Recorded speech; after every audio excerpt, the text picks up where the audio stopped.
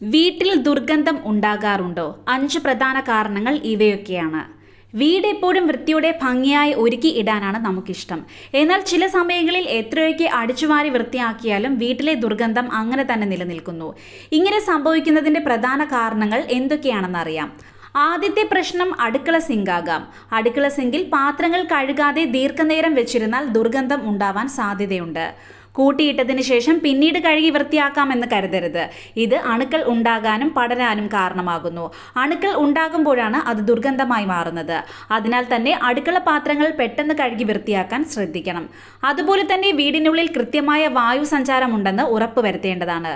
പ്രത്യേകിച്ചും പാചകം ചെയ്യുന്ന സമയങ്ങളിൽ അടുക്കളയിലെ ജനാലകളും വാതിലുകളും തുറന്നിടാൻ ശ്രദ്ധിക്കണം. പാചകം ചെയ്യുമ്പോൾ ഭക്ഷണത്തിന്റെ ഗന്ധം അടുക്കളയിൽ തങ്ങി നിൽക്കുന്നു. ഇത് വീട്ടിൽ മുഴുവനായും പരക്കുകയും ചെയ്യും. എപ്പോഴും വീടിനുള്ളിൽ വായു സഞ്ചാരമുണ്ടെന്ന് ഉറപ്പുവരുത്താൻ ശ്രദ്ധിക്കാം. ഇത് ദുർഗന്ധത്തെ അകറ്റുന്നു.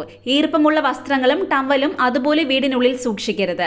ഇത് വീടിനുള്ളിൽ ദുർഗന്ധം ഉണ്ടാവാൻ കാരണമാകുന്നു. മഴക്കാലങ്ങളിൽ വീടിന് പുറത്ത് വസ്ത്രങ്ങൾ ഉണക്കാൻ സാധിക്കാത്തതുകൊണ്ട് വീടിനുള്ളിലിട്ട് ഉണക്കുന്ന ശീലം ഒട്ടുമിക്ക വീടുകളിലും കാണാം. ഇത് വീടിനുള്ളിൽ ദുർഗന്ധത്തെ പരത്തുന്നു. മഴ നനയാത്ത വിധത്തിൽ പുറത്ത് തന്നെ വസ്ത്രങ്ങൾ ഇടുന്നതാണ് നല്ലത്. എല്ലാ ദിവസവും കുറച്ചുനേരം വാതിലുകളും ജനാലകളും തുറന്നിടാൻ ശ്രദ്ധിക്കണം. എന്നും ഒരേ രീതിയിൽ അടച്ചിടുമ്പോൾ മുറികൾക്കുള്ളിൽ കൃത്യമായ വായു സഞ്ചാരം ഉണ്ടാവുകയില്ല. മുറികളിൽ തങ്ങി നിൽക്കുന്ന വായു ദുർഗന്ധത്തിന് വഴിയൊരുക്കുന്നു. ദിവസവും അരമണിക്കൂർ വീടിനുള്ളിലെ ജനാലകളും വാതിലുകളും തുറന്നിടാൻ മറക്കരുത്. വീട്ടിൽ മൃഗങ്ങളെ വളർത്തുമ്പോൾ ശ്രദ്ധ വേണം.